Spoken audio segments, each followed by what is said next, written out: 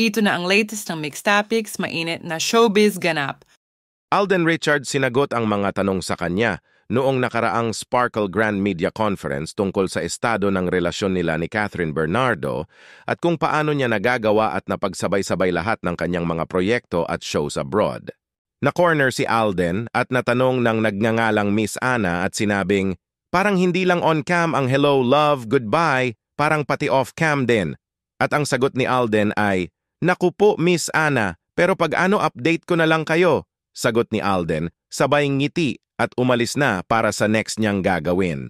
Masaya naman ang mga fans ng Kathden sa relasyon nila ngayon ni Catherine Bernardo dahil maayos at close ang dalawa. At kung mayroon man something serious or romantically involved sa Kathden, ay hayaan na lang muna ang dalawa. To keep it private, ang importante ay nagkakaintindihan ng Kathden at masaya sila sa company ng isa't isa. Marami naman ang mga humahanga kay Alden at nagtataka kung paano daw niya napagsasabay lahat ng kanyang mga ginagawa. Lalong-lalo na sunod-sunod ang mga taping niya sa pulang araw. At malapit na rin silang magtungo sa Canada para sa taping nila ni Catherine Bernardo sa Hello, Love, Again. At may mga naka-line up pang Sparkle World Tour 2024 kasama ang ibang mga Sparkle artist katulad ng Juliver, Kenjil, Ruka, Isko Moreno at Betong.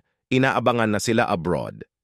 Inamin naman ni Alden Richards na excited na siyang makatrabahong muli si Catherine Bernardo dahil nalalapit na ang shooting nila ng Hello, Love Again sa Canada.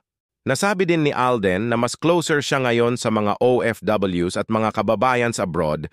Kino-consider din ni Alden na mga heroes ang mga OFWs dahil sa mga sakripisyo nila para masuportahan nila ang kanilang pamilya. Mas nakaka-relate na si Alden ngayon sa mga manggagawa abroad dahil naranasan niyang i-portrait ang buhay ng mga OFW sa kanyang character sa Hello, Love, Goodbye na nagtatrabaho sa Hong Kong bilang si Ethan para matulungan niya ang kanyang pamilya at matupad ang kanyang mga pangarap sa buhay. Kaya maraming nagmamahal kay Alden Richards na mga OFWs dahil malapit si Alden sa mga OFWs at pinapahalagahan niya bawat shows niya abroad dahil yun ang way ni Alden para rin mag-give back sa kanyang mga tagahanga sa iba't ibang parte ng mundo. Ayon kay Alden na it's a service for his fans in terms of entertainment. Kaya mahal na mahal siya ng kanyang mga fans abroad dahil kita ang sinseridad ni Alden sa kanyang pagmamahal sa mga fans niya overseas at fans nila ni Catherine abroad, lalong-lalo na yung mga sumubaybay noon sa Hello, Love, Goodbye. Natanong din si Alden kung sino ang kadate niya nitong nalalapit na GMA Gala at hindi pa nagbigay ng sagot kung sino ang magiging kadate niya sa gala, pero ayon kay Alden, nababalitaan niya ang kanyang mga fans. Marami naman ang umaasa na sana ay maimbitahan ni Alden si Catherine para sa GMA Gala.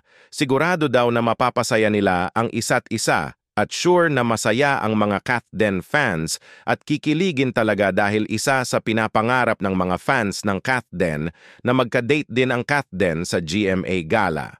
Inaabangan ito ng mga fans ng Kathden kung iimbitahan ba ni Alden si Catherine dahil kung matatandaan ay present naman si Alden sa lahat ng mga importanteng okasyon sa pamilya ni Catherine at sa mga ganap sa buhay ni Catherine. Kung matatandaan pa ay inimbitahan ni Catherine si Alden sa kanyang housewarming noon, sa kanyang ika-28th na kaarawan sa El Nido, Palawan, sa post-birthday celebration ni Catherine at nitong huli ay present na naman si Alden sa kaarawan ng makeup artist ni Catherine, na siyang kinakiligan na naman ng mga fans ng Kathden. Nagbabaka sakali na sana ay makita nila ang Kathden na magkasama sa GMA Gala. Samantala, ready na si Alden lumipad pa Canada para sa shooting nila ni Catherine at medyo magtatagal sila doon ayon kay Alden. Mapapansin na tikom si Alden pagdating sa kung anuman ang namamagitan sa kanila ni Catherine dahil ayon noon kay Alden sa isang interview na kung anuman ang mayroon sila ni Catherine, Bernardo ay gusto niya itong i-keep in private at hindi na ito kailangan pang sabihin in public at sinabi rin niya na what you see is what you get. Kaya marami ang nagsasabi na mas higit pa sa matalik na magkaibigan ang Kathden kung sakaling totohanin ng Kathden ang kanilang relasyon bilang magkasintahan ay walang nakikitang masama at bagay na bagay naman talaga sila para sa isa't isa.